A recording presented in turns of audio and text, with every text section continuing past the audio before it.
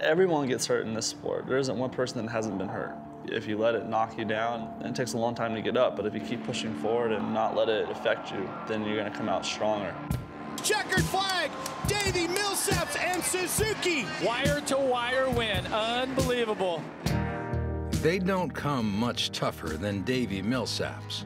From head to toe, the 25-year-old has broken, fractured, torn, or strained practically every part of his body.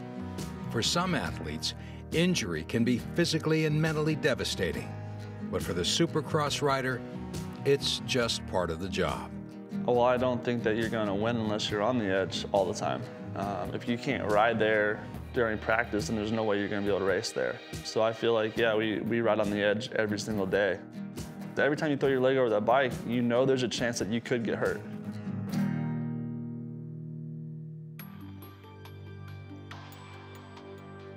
Look at mommy go. Your hands up.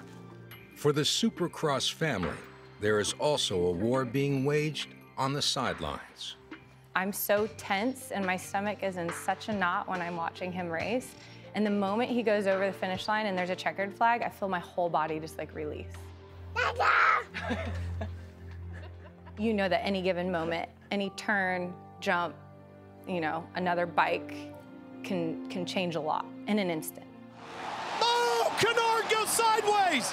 Millsaps is in the lead, and Davi Millsaps is about to do it. He wins Anaheim. Millsaps held the championship lead through the first 9 rounds and proved to be Villopoto's biggest threat. But by mid-season, a nagging knee injury slowed his charge. Training was nearly impossible. Davi was forced to settle for second and major reconstructive surgery. They had to cut through my femur and open my leg up to straighten my knee. And it was off about 18 degrees, and they were only able to straighten it 17. It was gruesome.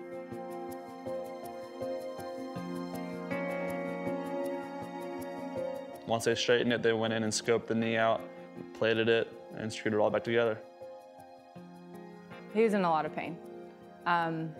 That's what's hard to see too, is like you don't like to see or want to see him in pain like that.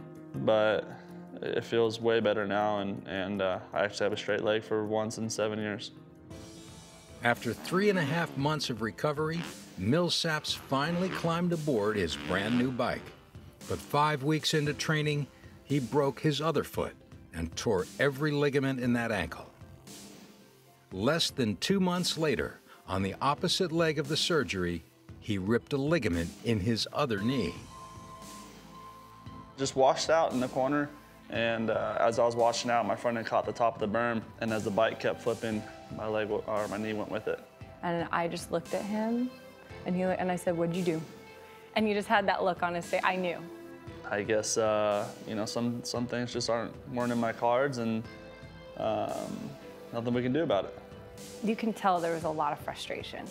Coming off an injury, you're back on that bike, A1's in your brain, and you're hobbling through the door with a new injury.